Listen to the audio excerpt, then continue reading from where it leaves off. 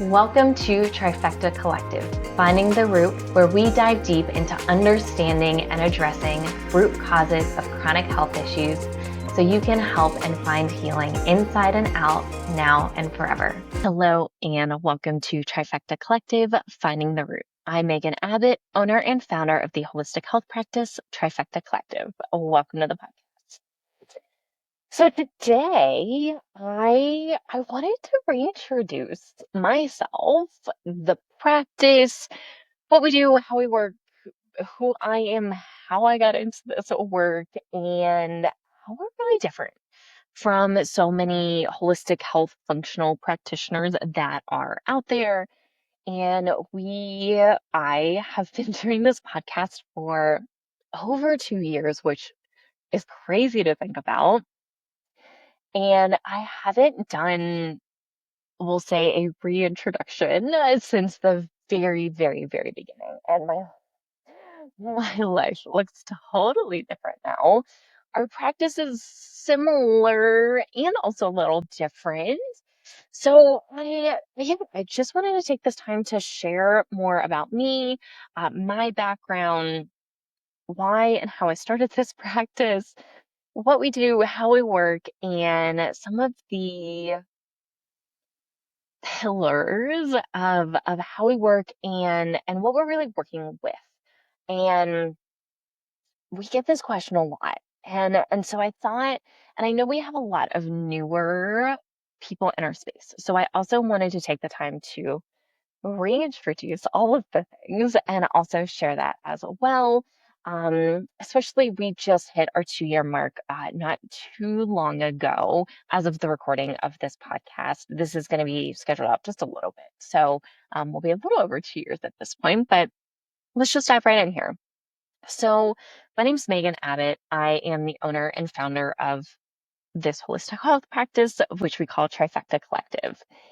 And for me, just to give you some background, and I'm going to do some briefer points because I do want to share a little bit about my life the last 2 years because it is very different. And you can always, if you want to dive deeper into some of my like earlier years and things like that, go back and listen to it was episode, actually it might have been our first episode, if not maybe our second or third. I know we had 3 episodes launch at the very beginning, and one of those was an introduction. So I'm Megan, and I own and run this practice. I got into this space because I had my own issues. And to give you a little background, kind of from an early age. So, and if this is not your first episode, some of this is going to sound very familiar. So I grew up primarily in Pittsburgh. I moved to Pittsburgh when I was 4. It was just my mom and I growing up. My mom was an alcoholic for most of my life. I was 7 when I started to really put those pieces together that she had a problem. And if you've grown up or have spent a lot of time around an alcoholic, you can probably guess some of the things I experienced growing up. Um, definitely a lot of emotional abuse, just a lot of having to be the parent, having to adapt a lot because I never knew what version of my mother I was getting. I was also an only child. And so it was really, I was always trying to keep the peace within the household. I'm sure many women can relate to that for a variety of reasons. I was also the first grandchild, first daughter, first grandchild, all of the things. So eldest daughter, eldest granddaughter, I pretty much fit those to a T from a trauma perspective, and some of the patterns that became very apparent in my early adulthood years that I have done a lot of work around and continue to do a lot of work around. I didn't, from a health perspective, I didn't have a lot of health issues growing up that I can actively remember. I mean, I remember being sick. I remember taking amoxicillin a lot for strep issues. I had mono when I was in high school, and then I had a resurgence of mono within a 6-month period. Fast forward into my adulthood years, chronic EBV issues how were a big thing for me for many years. I had a lot of constipation issues growing up for sure. Largely, I can guess that was trauma based. And I also didn't drink water, a lot of water, especially middle school, high school. I didn't like to use public bathrooms for a long time. So I would try to just not go to the bathroom all day long. And I also went to daycare and stuff and after school programs and all of the things, single parent kind of life. Um, so until I was old enough to just walk home from school and be by myself for a bit. I saw a lot of physical abuse growing up too. My mom had not the greatest choice in significant others, and so there was a lot of abuse around that. I saw it. Fortunately, I never personally was the recipient of that. And for me growing up, I really just I it hit me really hard with the only child, single parent. It didn't feel like I had anyone safe to really share what I was dealing with and struggling with. I had that person, I had another adult in my life for a while and some things shifted and my uncle definitely tried to be that person and I was not super receptive to that until I was a little bit older. And so I felt very lonely, very isolated, and I didn't really talk about my issues until like more high school years, and even then it was still very close quarters within that. And I started developing a lot of mental and emotional health struggles from a very young age. Like super trigger warning here, what I'm about to talk about. Depression and anxiety were huge. For me to the point where my first suicide attempt was when I was 11 years old. And my mom found out a few months after the fact. Also, like the way she handled it was not the best, also traumatic in and of itself. And she found my diary, and I had written about it, and like pulled me out of class randomly in the middle of the day to talk to me about this. Once again, largely traumatic. Probably not the best approach when handling that. And I started therapy really young, and also had a not great experience there. My mom was also really good at hiding her issues. And I mean, most of our family didn't know. I don't think a lot of her friends knew for a really long time, if ever. And even up until like she passed, like question mark, like who really knew? I know most of my family didn't even know until I was in my like later 20s. So, and I think some pieces clicked for them as to why I disappeared after high school and really almost like never went back, never was an active part of the family. It was had nothing to do with them. It was really just I needed to get away. And so my first time in therapy was family therapy, and I'm pretty sure it was my mom's therapist who she took me to, and basically just I was told I was a liar, that I was making things up, I was exaggerating, and that I had this like wild, vivid imagination, and all of these issues were just in my head, and I needed to stop being a child, grow up, and realize that adults can have alcohol and not have an addiction problem. Which, definitely carried with me for many years. Not that I think therapy is bad. I spent many years. I spent years talking to different counselors and therapists. I went on medication when I was pretty young for anxiety and depression. I was on medication for a little over a decade, and I had tried just about everything under the sun to try and at the time it was to fix me. What I know now was just I needed support in getting through this and also not having a fully developed brain. That was a big issue. I picked up a lot of my mom's, we can call them lack of tools for feeling emotions, processing emotions, all that kind of stuff. And so I started drinking very young.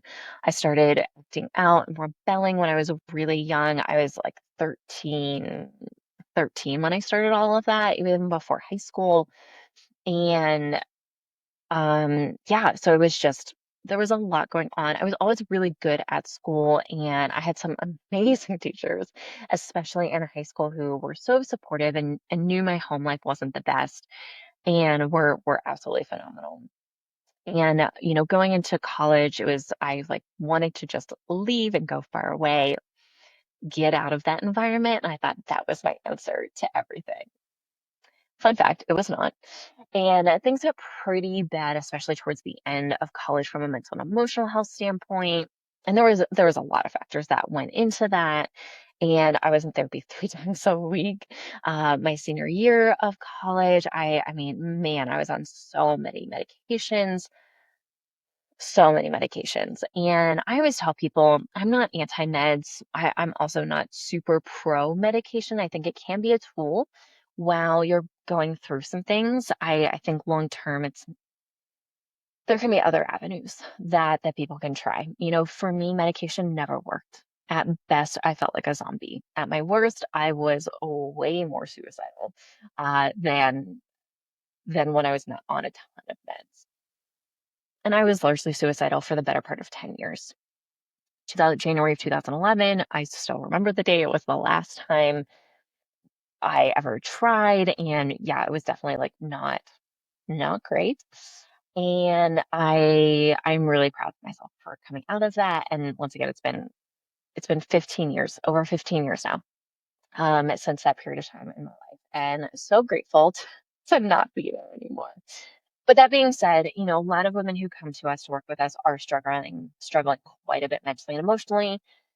I spent most of my life there. And even when I wasn't actively suicidal, there was a significant period of time between not actively suicidal and not caring about my life. And then after college, I got into an abusive relationship, which also like whole nother level of trauma coming out of that, being in that, all that kind of stuff. And yeah, once again, a lot of factors going into that. Had a big job. I was always very ambitious, had a big job coming out of college, got into sales and did very well. By 22, I was running my own outside sales company. And, you know, I think it was great in many ways. I've learned a lot. This is not the first business I've run. And, 22, it's definitely pretty young to be running a business and managing other people, especially. And it showed for sure. And I spent many, many, many years in working 60, 70, 80, 90, 100 hours a week and drinking on top of that. And if you've ever been in the outside sales industry, a lot of that type of industry can be very heavy on like the younger crowd, a lot of drinking, partying kind of culture. And that's exactly where I found myself, which was an easy transition out of college because that's what I was doing in college and before that. And when I got to about 24-ish, I was really starting to feel the burnout of working so much, of all the trauma, of being on meds for almost a decade at that point, and just really unhappy with my life. And so I just decided to make a change.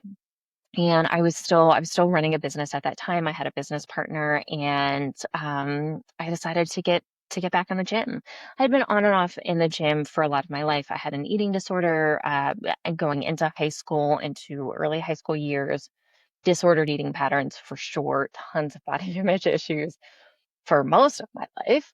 And especially after puberty, when I got some hips going on and I had a butt come in. And before that, I was a 000. I was teeny tiny. So it was a big transition for me going into puberty and didn't love that at first. Now I'm very appreciative of my body and all my curves and all of the things. And not that my physique is perfect, nor does it need to be. And I'm very content and very happy with where my body is and love supporting my body. So when I got back into the gym, I fell in love. And, my first intention going back in was I'm going to start eating super clean. I'm going to start working out again, and I'm going to get skinny and feel really good. Within a couple months, I realized there was a level of skinny that I was never going to achieve, that in my brain felt like I wanted to be.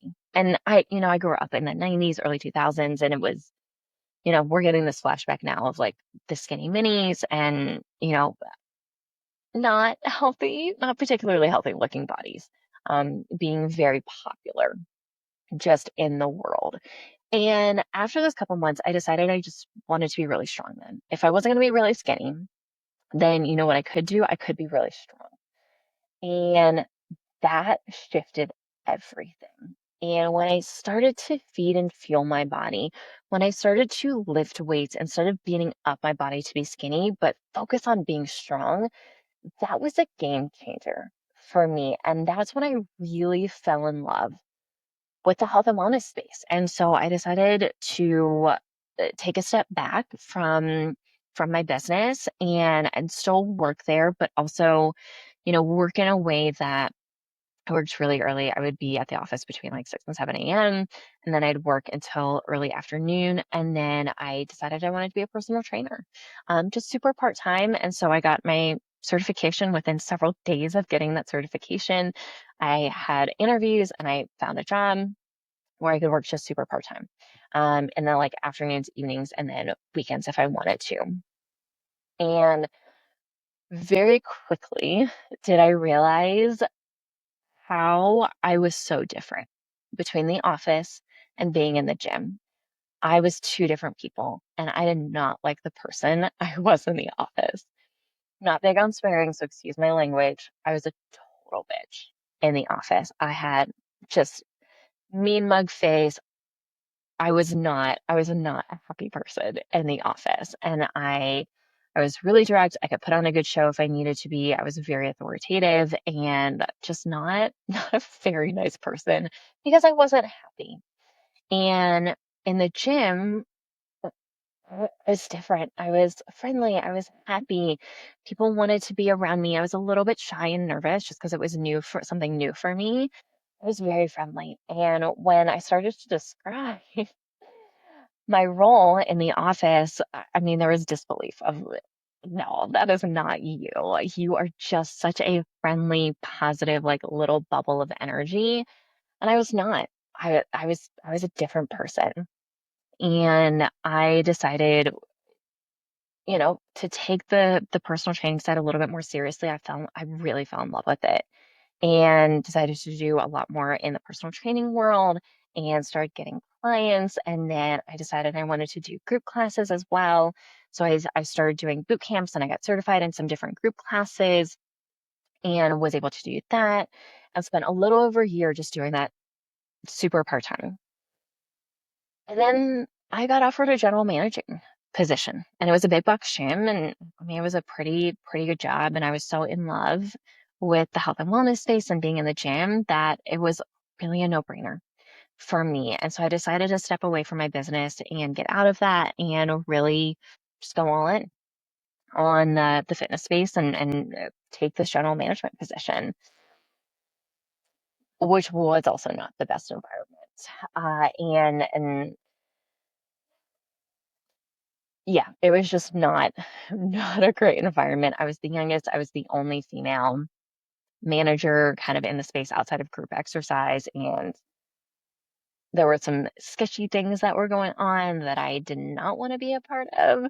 And so I only stayed in that position for about a year before transitioning out. And then I did quite a variety of things for a couple months until I figured out where I wanted to land. And ended up landing in as a personal trainer for a mobile personal training company. I was doing some classes and some other things at some different spaces.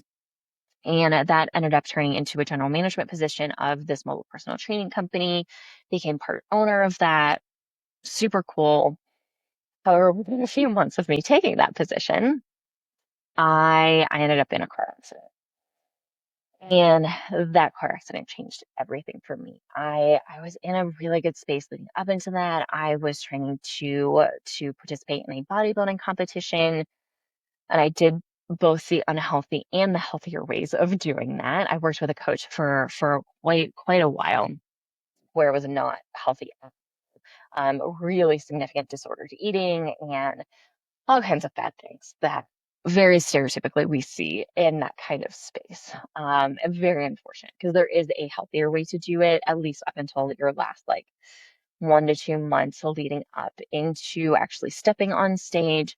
And the person I was working with did not participate in those healthier ways. And so I think my body was already coming in from, not the best place. I was still working on the mental and emotional side of things and trying to continue to heal from that perspective, but was able to get off all of my meds just very early on in my personal training experience, which was amazing.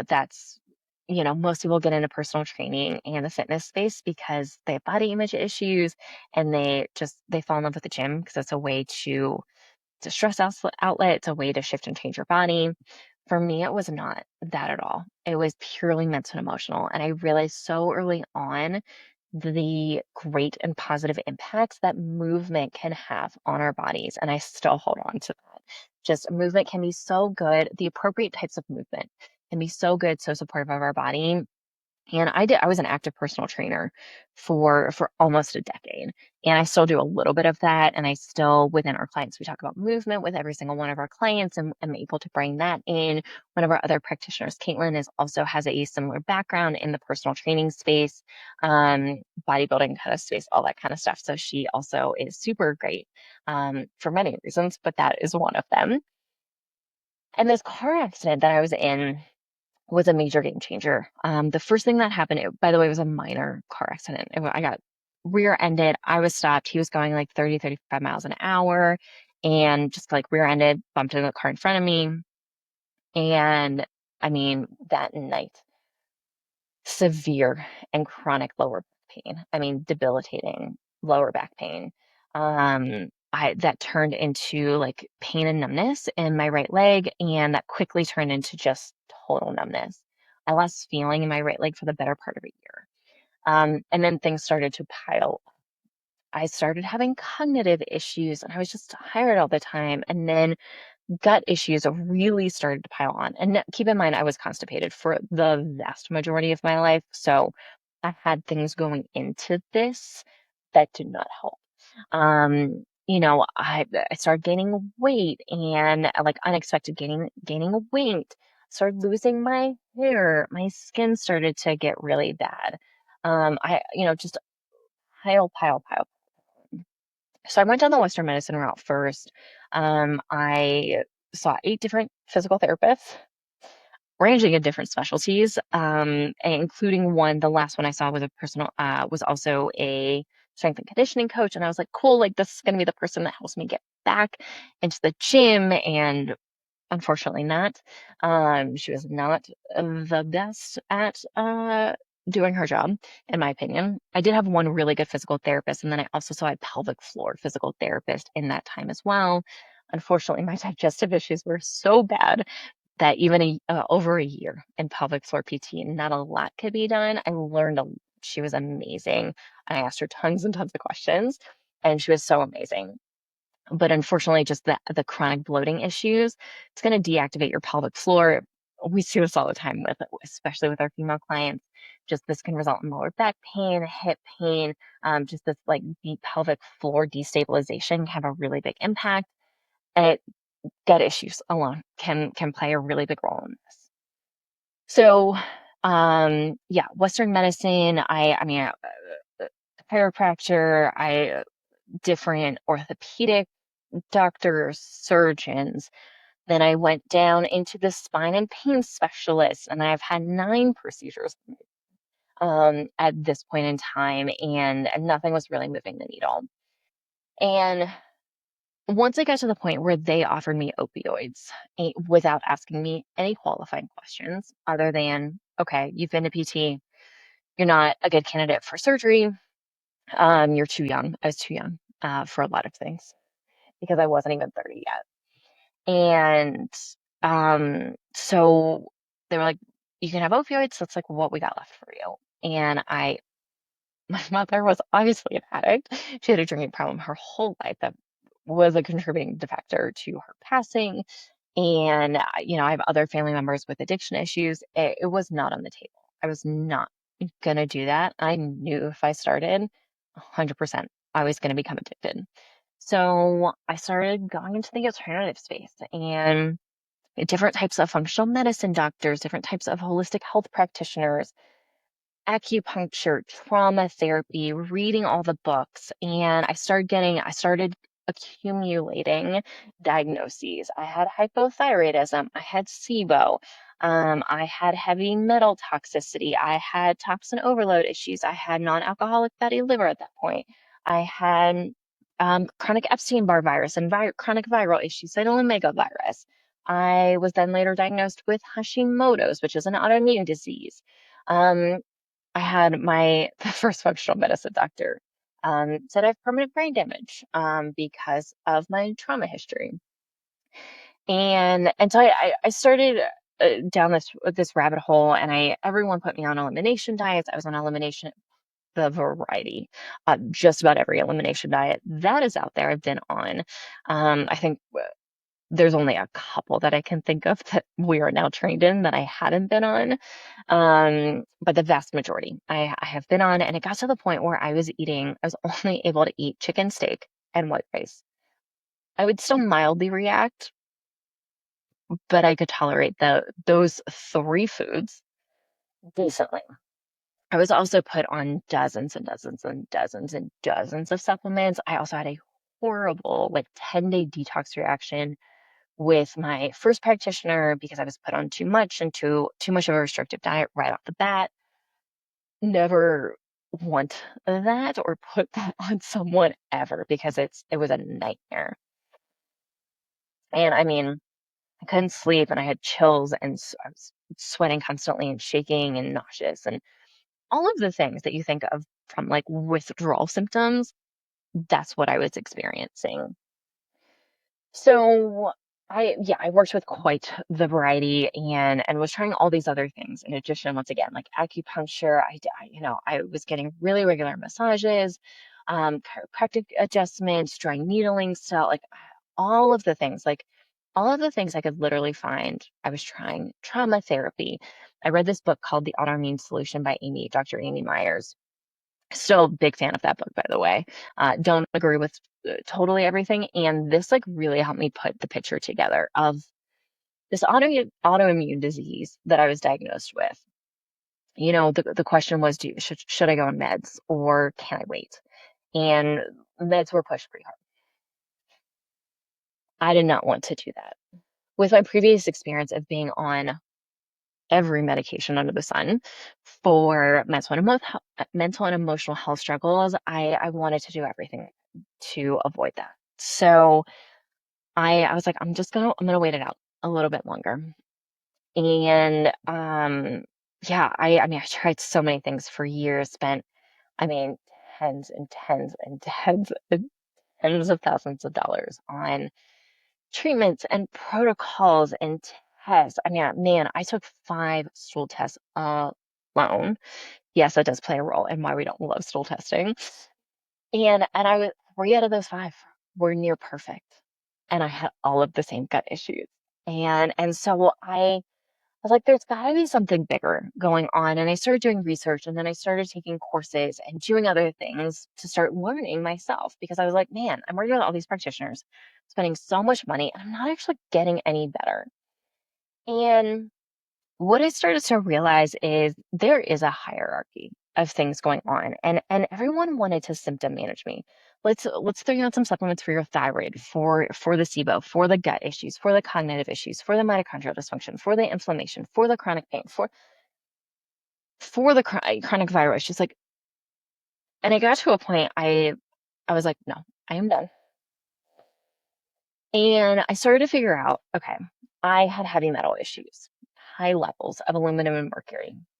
I was like, cool, this has to be a big piece because what I was learning and what I was starting to understand is how this impacts my drainage pathways. And when I'm chronically constipated, when I'm constantly being exposed or these pathways aren't working appropriately, I'm not getting stuff out of my body. And so I'm just recirculating all of this.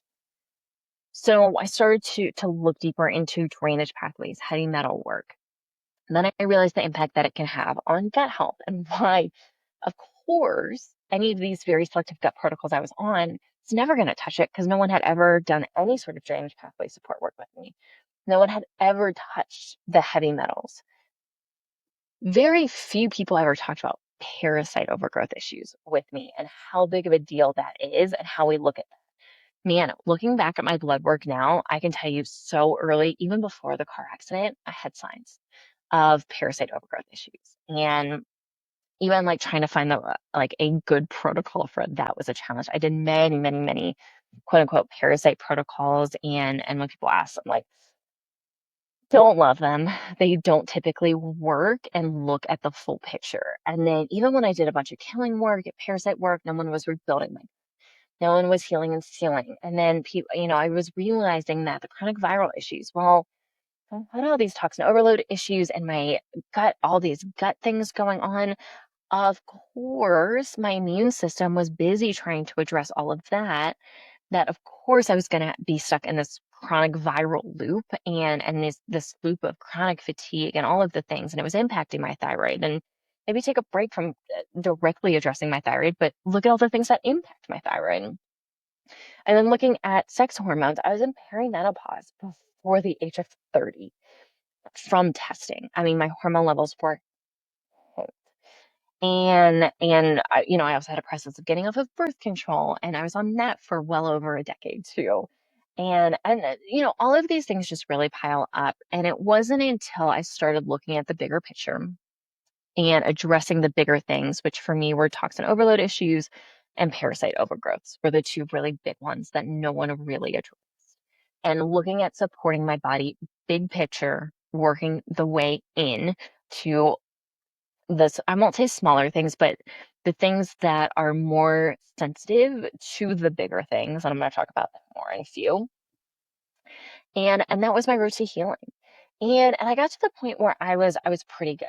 Like my health was pretty good. I was back in the gym and doing okay. I had to be careful. If you can imagine, I had all kinds of cortisol issues. Was that from the car accident? No, not necessarily. And it was for sure exacerbated within that. So coming out of that, I started to do a deeper dive into the nervous system work. And I had been in therapy for a long time. I had tried trauma therapy and some different forms within that, hypnotherapy, different things. Then I found energy healing. Hers was actually part of a business coaching program. Accidentally, I found this, and it was through Christina the channel, Christina Rice, and it was a game changer for me, and it really started to move the needle. And thank goodness I found it when I did, because a few months later, my mom passed. She passed very suddenly, and it was, if you've lost a parent who you did not have a great relationship with, it can be the range of emotions that you feel can be, I mean, it can be a lot. Just losing a parent, very challenging. Losing a parent early, very challenging. And it was also complicated. I mean, part of me was relieved. Part of me was angry. Part of me was sad. But, there was a lot of parts just a lot of different parts. And it was a complicated time. I was also getting married for the first time that year, bought a house, was starting my business. Like there was in the middle of COVID. So there was a lot of different factors that went into that. And I thank goodness I have found energy healing. And shortly after that, I felt like I had like tapped out of like my capacity. I knew there was more stuff I needed to address trauma wise, pattern wise, nervous system wise.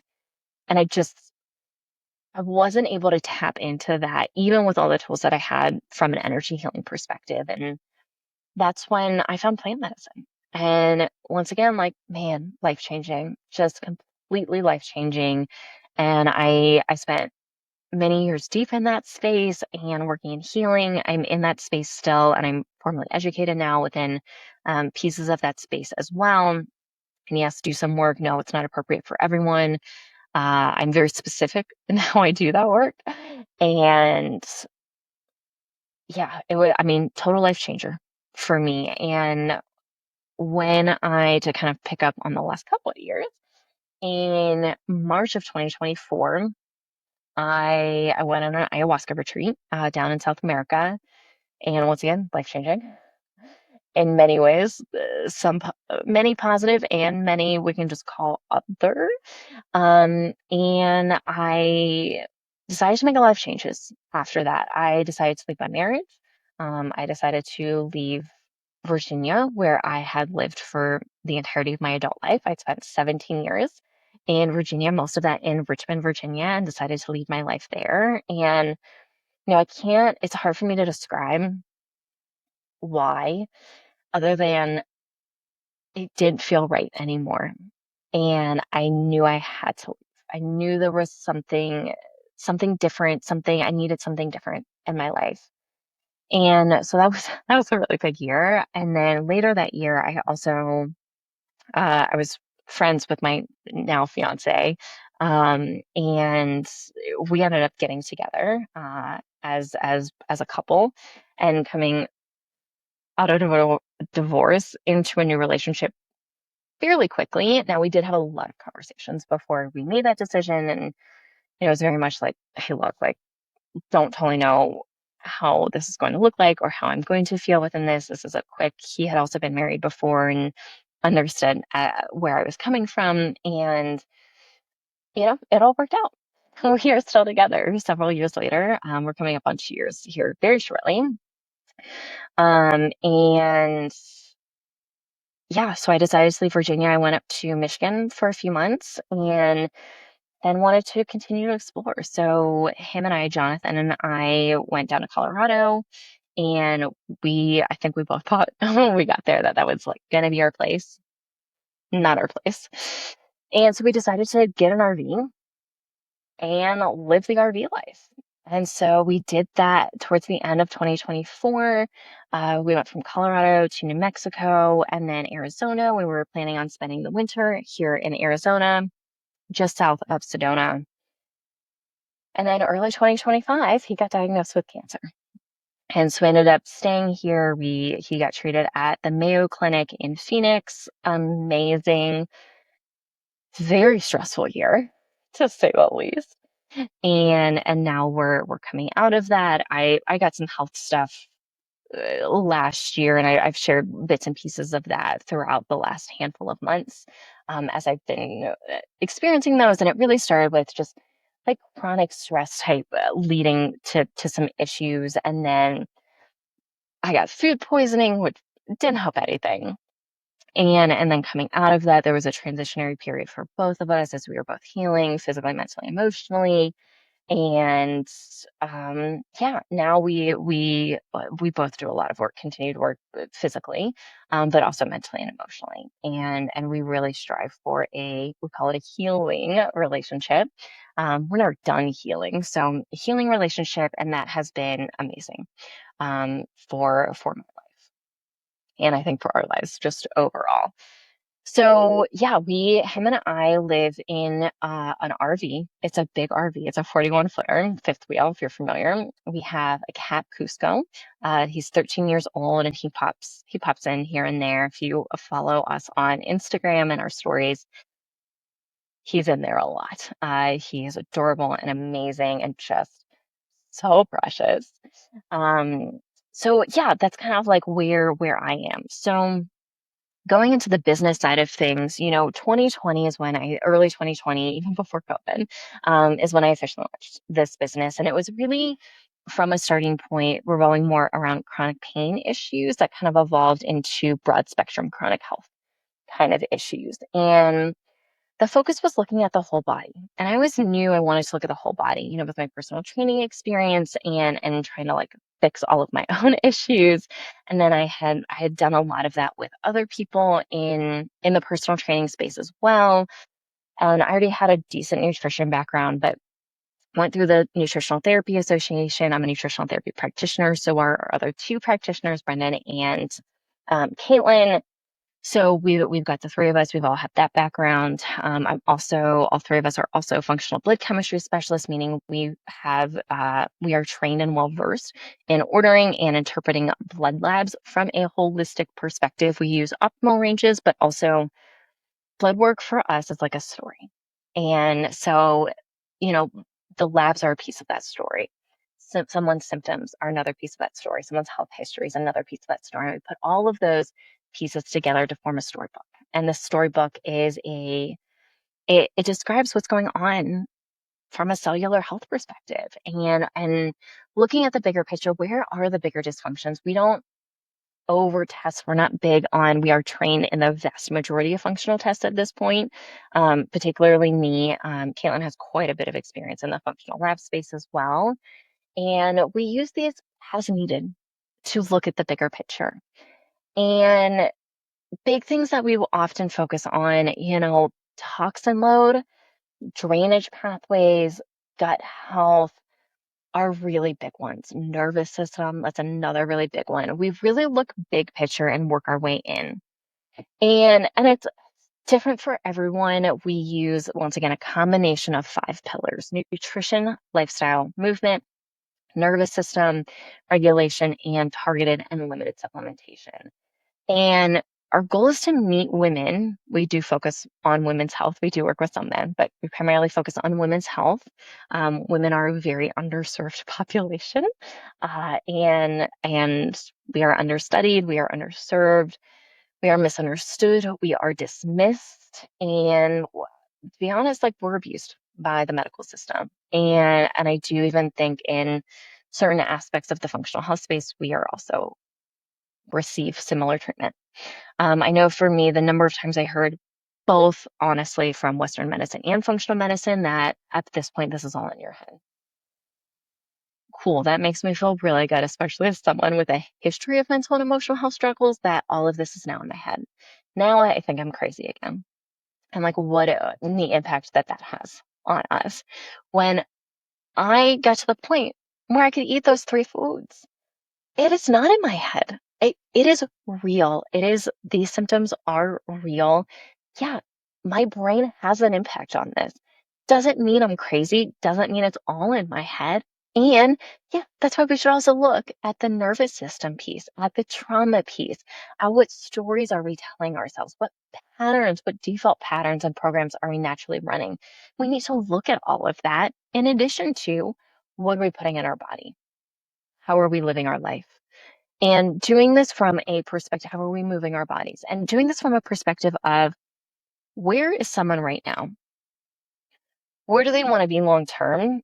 And how do we gradually get them between those two places? So we don't believe in crazy things. We don't believe in strict dieting. We don't believe in over supplementing. We don't believe in micromanaging all of someone's symptoms. We don't do that because it was done to us and so many other women, and it doesn't work. And so we do things differently. And so we meet people where they are with all of these things. If someone comes to us from a standard American diet, we're not going like okay, we're just going to move to like a paleo Whole30 kind of thing. It's like, no, we're not going to do that.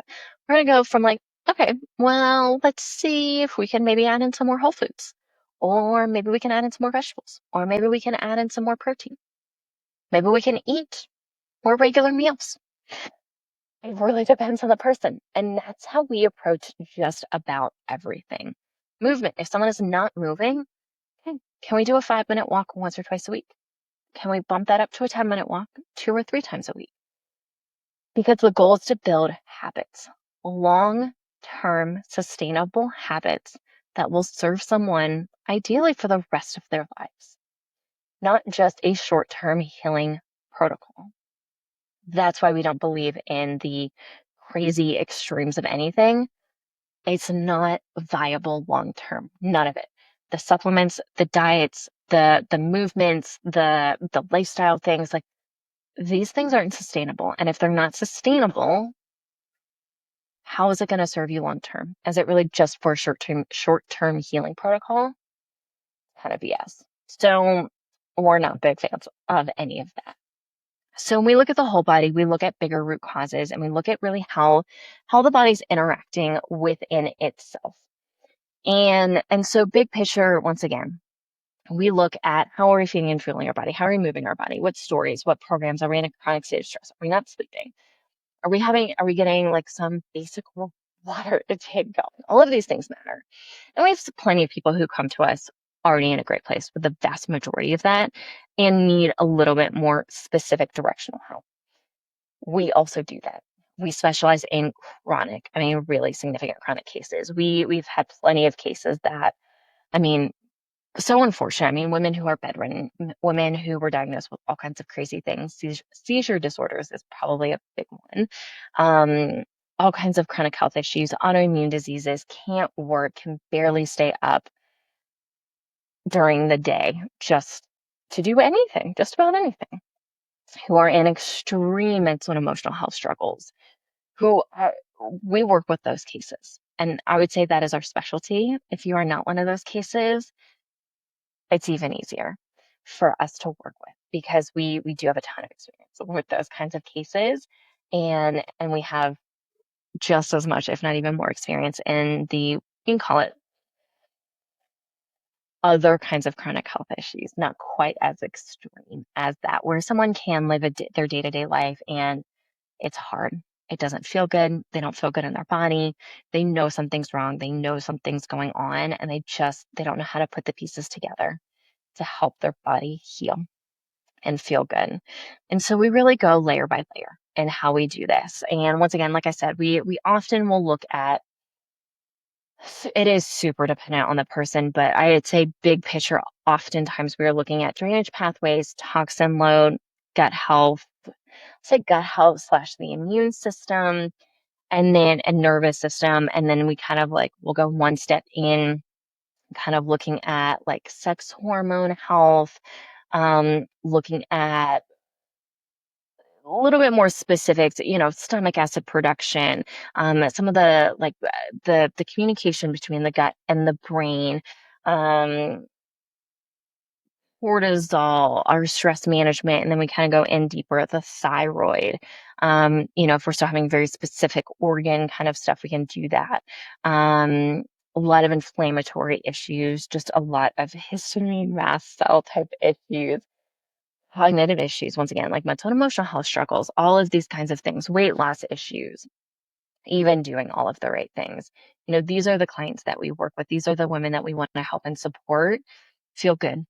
And the goal is to help women feel good in their bodies again, to feel seen, to feel heard, and to find an approach that is actually going to support their body short term and most importantly, long term for the rest of their lives. And we're really big on finding these issues, finding these systems that aren't working quite right, supporting those so the body is working appropriately. But once again, the goal is long-term maintenance. And so we have very relatively simple long-term maintenance strategies on like continued drainage pathway support work. What does that look like? How do we incorporate that? How do we make it not a nuisance? And how do we just add it to our day-to-day life? Even if it's just once a week, what does that look like? How do we continue to support the nervous system and regulation? And I'm not sure anyone's ever done the nervous system, mental and emotional side. I've never met anyone who doesn't have a strong ego attached to it. So that's always continued work.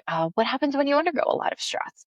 That's all gonna happen to us at some point, most likely, as I've talked about, especially in the last handful of episodes. I've done 2 episodes just on the impacts of stress on gut health and hormone health. So it's a really big one. And so how do we just maintain this kind of long term easily? And that's really how we build up within any of our work with clients. And we have a variety of ways to work with us. We have programs for some people. Some people do one-off kind of individual kind of appointments. We also have people that kind of see us for different things, that might be just updated labs and just perspective on their labs once or twice a year. The people that do more of the mental and emotional work with us. And we have a variety of capacities to do that. Brendan's a great, an amazing person for that. I definitely do work within that. I have a trauma healing, a very small group, trauma healing space called Collective Illumination. I also support people if they are interested in microdosing in the psychedelic space. With that, not everyone has to within that group, and a lot of people choose to. I also do some bigger macro kind of journey work. I also do I have a lot of experience in the trauma healing space. So I have especially longer term clients that just continue to meet with me once or twice a month. And we just do work on the mental and emotional side of things. Always happy to like talk about the physical health, but the majority of our time is spent on the mental and emotional health side. And it's just different. It's not a replacement for a therapist. There's, cognitive behavioral therapy is really great and not super effective for everyone, especially those with a lot of trauma and a lot of really stuck patterns. And so we're just a different tool that some people can use. Caitlin has, we have our two other practitioners, Caitlin and Brendan. Brendan has a lot of experience on the nervous system regulation side and so many amazing tools for that. She also typically leads our session coaching program and does work with a variety of complex clients, including mold clients. And then Caitlin is a little bit more specialized in, I would say, like chronic illness space. And she's got a lot of experience in the coaching space, in the functional labs, including blood work, in the movement space, some experience in the trauma healing nervous system space. And so we complement each other. All three of us complement each other quite well. And yeah, we work very, very closely together. We talk, we meet every single week, we talk in between meetings, and we're really here for the client work and to support our clients and to help women feel seen and heard and feel good in their bodies, sometimes for the first time in their lives. And that's what we are really, really passionate about. We also have I'll say, in addition to complex cases, kind of an additional subcategory to that specialty in the mold and mycotoxin space. And we are working on some additional resources within this space specifically.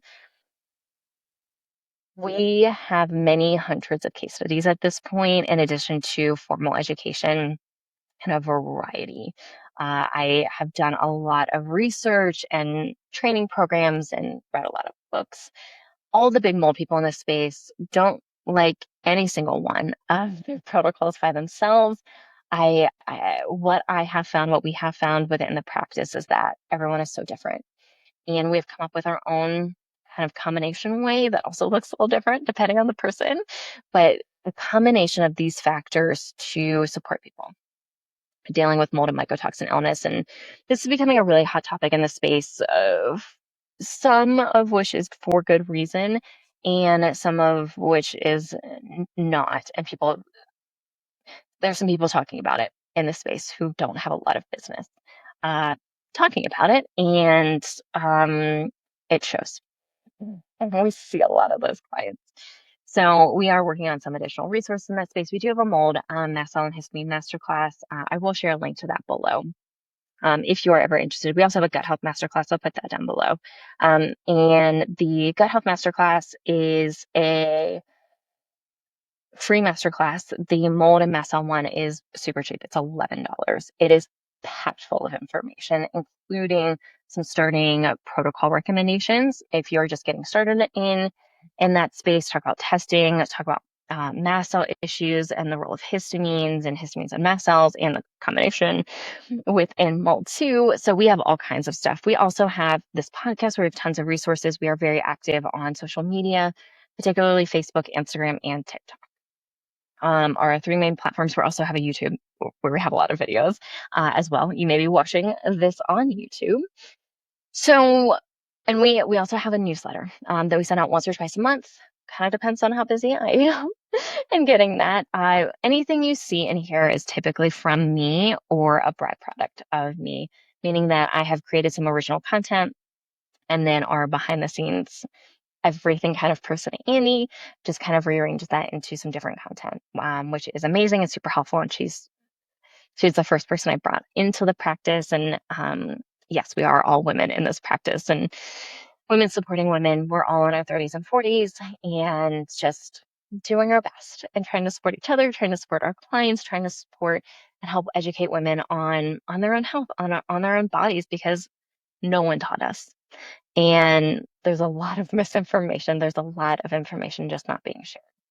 And so we are an educational hub, or we try to be. And then we also do offer, obviously, coaching. And if you're interested, we do offer free consultations. They are absolutely free. We do require a credit card on file. We started getting really busy and we started having massive no call, no shows. And it was a big waste of our time. And so we only charge people if they no call, no show. If you reschedule, if you cancel ahead of time at any point in time, like you will not be charged. We're huge believers in these free consultations. We only start working with people when we actually know what's going on. So during that free consultation, we will look at labs if you have them. We can talk about ordering labs if you need them. We can talk about like what next steps might look like, whether that's, hey, we would like some additional blood work. We need a clearer picture. Go to your doctor. We can run it through us. We do not make any money off of testing. We make almost no money off of supplements. So you're not going to be charged an arm and a leg for any of those things. In my opinion, we are very reasonably priced for our packages. We are very middle of the road, and I have really tried to keep it that way as best we can. One-on-one coaching is definitely a little bit more expensive, but we also have payment plans. We have this session coaching option, which is a very unique within our practice. Not a lot of people are doing it in this space. Very effective. We're able to help a lot more people and from a very affordable standpoint. Within that, we do monthly payment plans. So we have all been through this and we know what it's like. So we try and keep costs down as much as we can. This is my full-time job. This is how I support my family. Like almost 100%. This is what supports my family. And I have a giant heart. And it's just, I know what it's like. I know what it is to be where you are and what it feels like to be dismissed and neglected and told to feel like you're crazy, and you're not. None of those things are true. If it feels like there's something wrong and not right with your body, you are right. No one knows your body better than you. And so we offer our expertise as a form of guidance and support in helping you make the best decisions for you, your body, and your overall health. And that's really what we're designed to do. And that is what our goal is. And that's why we do the free consults. There's never any pressure to buy in those. Sometimes we won't even let you know what our packages are because we don't even know what officially is going on. We may recommend additional testing, whether it's through us or someone else. It does not matter to us. Once again, we're not making money off of testing. So that hopefully gives you an overview of who I am. Brennan and Caitlin have both been on the podcast. So at least twice, both of them have been on at least twice. And if you go back through our old episodes, you will see them on here. Annie has been on several times. We did, as she was going through a mold protocol, we actually did almost like a client experience kind of thing. Super cool. But you get to hear more from her. And she's also amazing and has been through a lot in her life too. And I'm just so grateful for these women that I'm able to work with and help support in their lives. And then also all the women that we are able to help and support in their lives to feel better. So thank you for listening. Hopefully that gave you a little bit more insight into just overall us and our approach, why we do what we do, which I think is always super important. We have bios on our website, which we're also in the process of redoing. But sometimes I think it's nice to also hear who someone is and their approach to overall health and wellness. So thank you for listening. As always, please like, subscribe, follow if it resonates. 5-star reviews really, really, really mean the world to us. Thank you for listening, and we'll see you next week.